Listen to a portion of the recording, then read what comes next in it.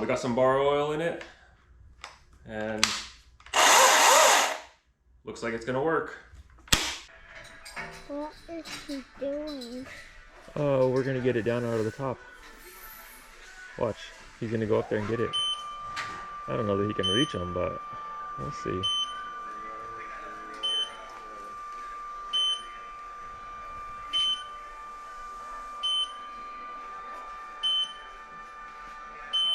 Wow, he's getting so high. What's it bringing him so high?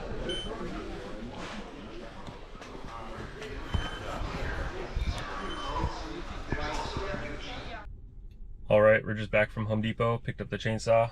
Let's get it home and get it unboxed, and we're gonna start testing this beast. Right, buddy? We're gonna test this out? Yep. Yep. All right, we're back. Let's get this open and check it out.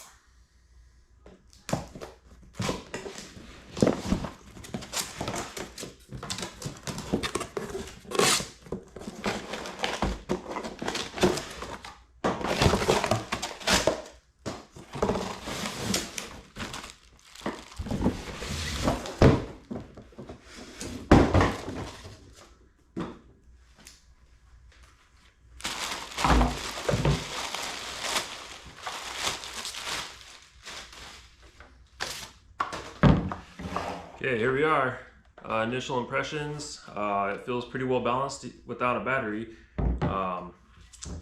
The safety up here is similar to my other saw. A little bit different. Your hand has to come in from the top rather than just pressing straight down. But otherwise, it's a good size. Pretty excited to give this thing a try.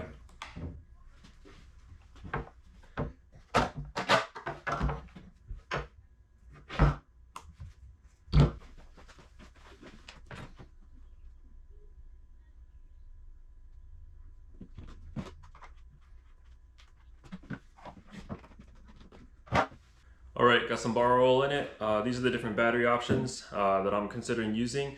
A 3.0 if I have a relatively small tree, just to keep the weight of the saw down. It still feels a little bit front heavy with the 3.0, so really it seems like the weight and balance of the saw is geared more towards larger batteries, which makes a lot of sense. With the 6.0 and also the 8.0, which weighs the same and is the same size, the saw feels really well balanced. The weight is similar, maybe potentially a little bit less than my Makita saw. And then with the 12.0, this will give us the best performance, the longest runtime. And again, it doesn't feel excessively heavy. The balance is still pretty good. It balances just a little bit behind the trigger. So that all looks good. We got some bar oil in it, and looks like it's gonna work.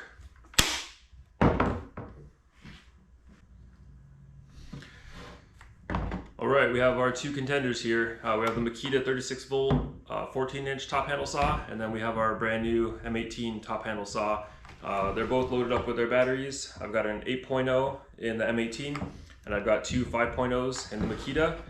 And we're gonna test these two saws head to head. Right now their weights are very similar. The widths are a little bit different, only because one requires two batteries. But overall, they're both really small saws. They both have really good balance, just a little bit behind the trigger. So it should be pretty exciting to see all this.